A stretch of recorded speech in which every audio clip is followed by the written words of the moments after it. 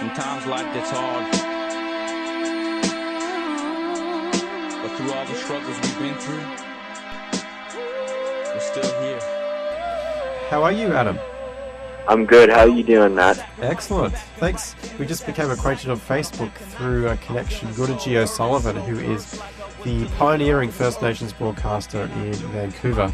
Adam, first up, I want to get straight into... I know you do quite a bit of work supporting other artists in your community, but first up, what can you tell us about your individual creative work in hip-hop? What is your project? Basically, my personal project is to create change in Aboriginal communities. We have a lot of identity crisis within our communities.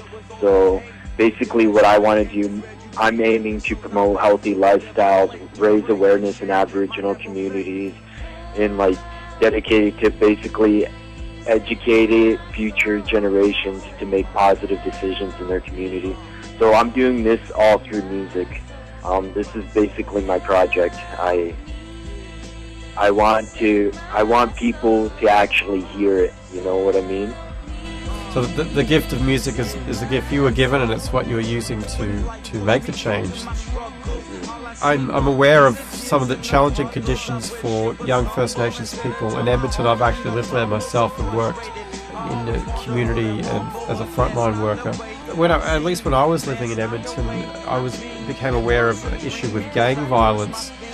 Young people being sort of scooped up into gangs if they weren't careful and exposed to the wrong ideals. You know what? Actually, since I moved, it's not so bad Eastern Canada with native gangs, but I mean Western Canada is really, really bad with native gangs, and I fully don't understand it myself, because a lot of these kids are family members, you know what I mean? They might be from a different part of the town or click with a different group of people, but in the end, they're all related or connected somehow. And if they're not related, they're connected through, families, friends, and everyone knows everyone. So this is something that I want to stop, and it's not even just for myself, but for everyone in the community, just for Aboriginal people. So we can come and we can overcome this and start getting back into our culture, start getting back into education, start getting back into, doing positive things, living positive, and not being last in line, basically, Absolutely, and giving people alternative means for expression, and music has always been that.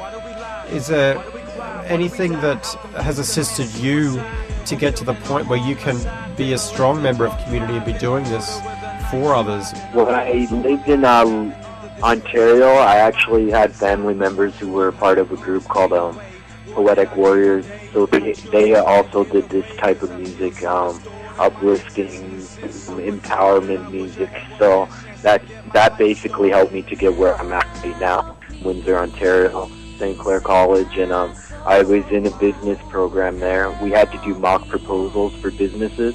I chose record label, and that's basically where it went from there.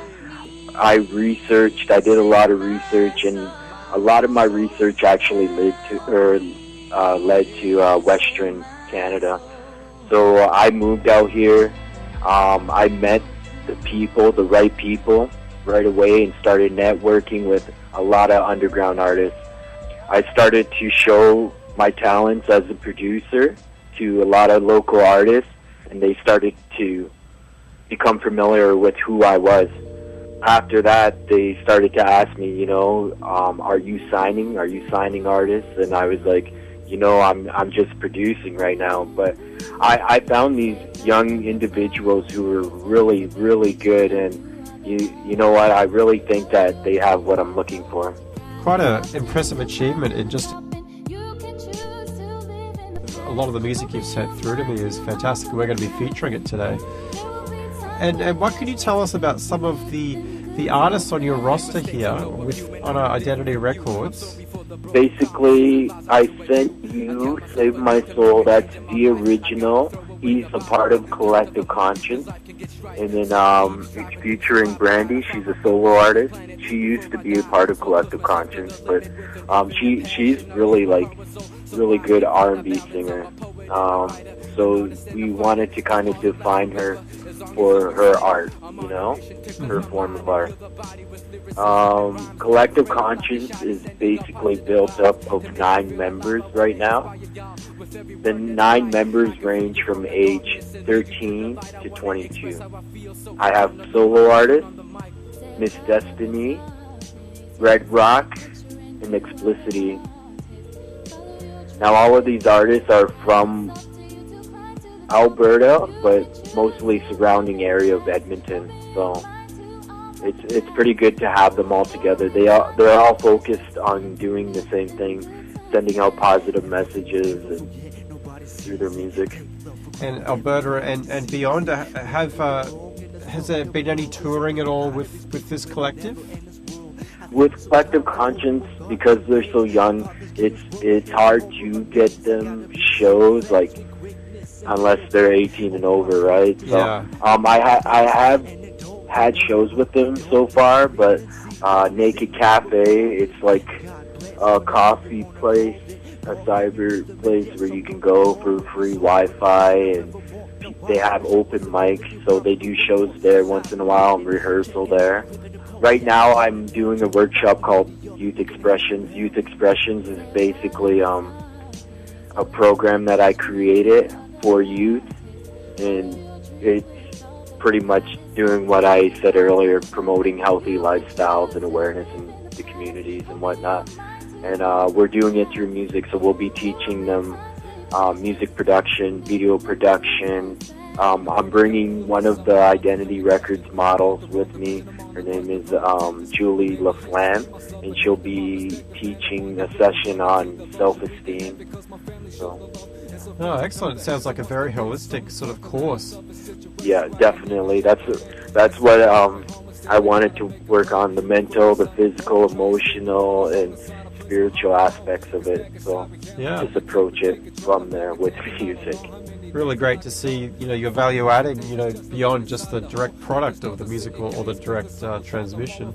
You're really committed to the long term.